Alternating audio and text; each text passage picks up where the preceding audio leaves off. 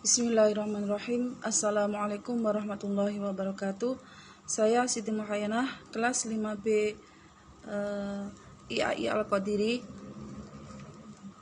Saya di sini akan mempresentasikan tentang administrasi dan supervisi pendidikan.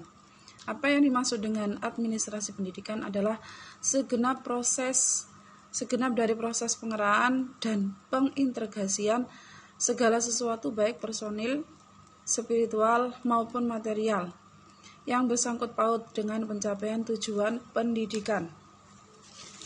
Kemudian untuk supervisi sendiri adalah aktivitas dan kegiatan pembinaan yang dilakukan seorang profesional untuk membantu guru dan tenaga pendidikan. Kemudian teknik-teknik supervisi pendidikan.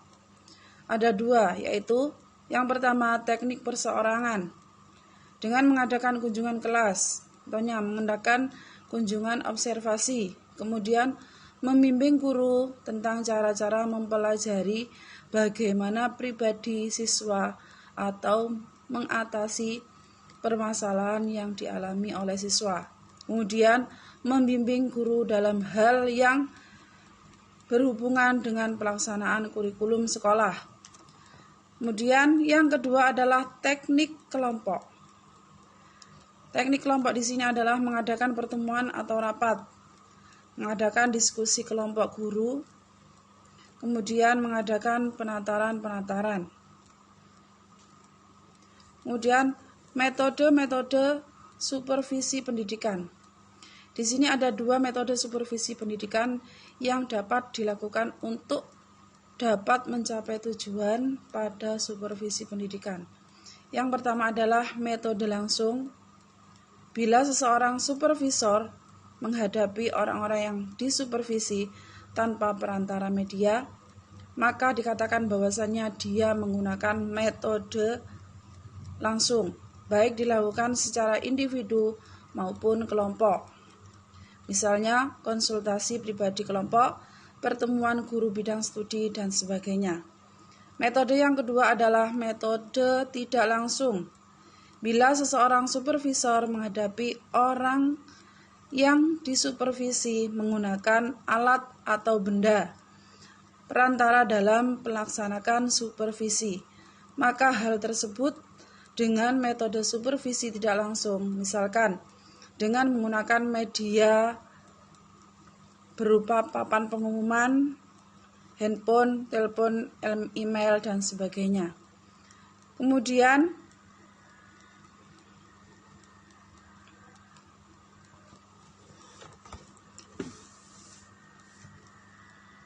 pelaksanaan supervisi pendidikan. Yang pertama adalah cara melaksanakan supervisi.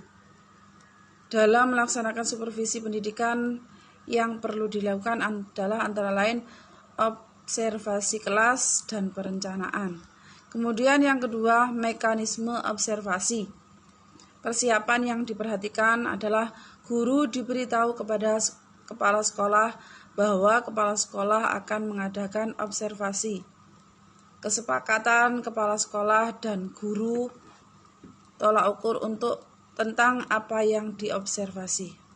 Kemudian sikap observasi dalam kelas, membicarakan hasil observasi dan melaporkan percakapan. Dilanjutkan hubungan administrasi dan supervisi pendidikan. Administrasi dan supervisi pendidikan saling berkaitan ataupun hubungan yang sangat erat.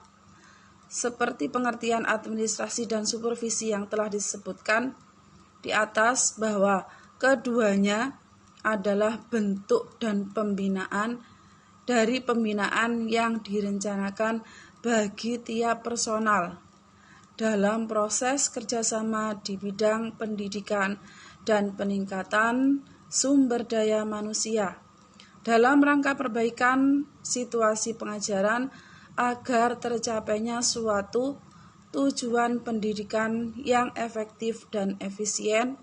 Namun dalam hal tertentu keduanya dapat dibedakan.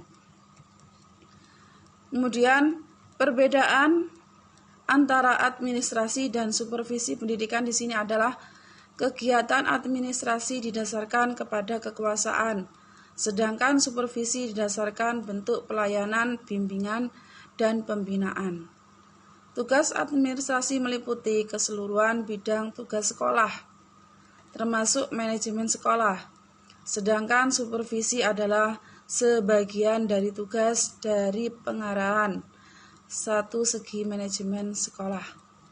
Kemudian administrasi bertugas menyediakan semua kondisi yang diperlukan untuk pelaksanaan program pendidikan. Sedangkan supervisi menggunakan kondisi-kondisi yang telah disediakan itu untuk peningkatan mutu belajar mengajar. Terima kasih dari saya, kurang lebihnya mohon maaf. Itulah presentasi dari saya. Wassalamualaikum warahmatullahi wabarakatuh.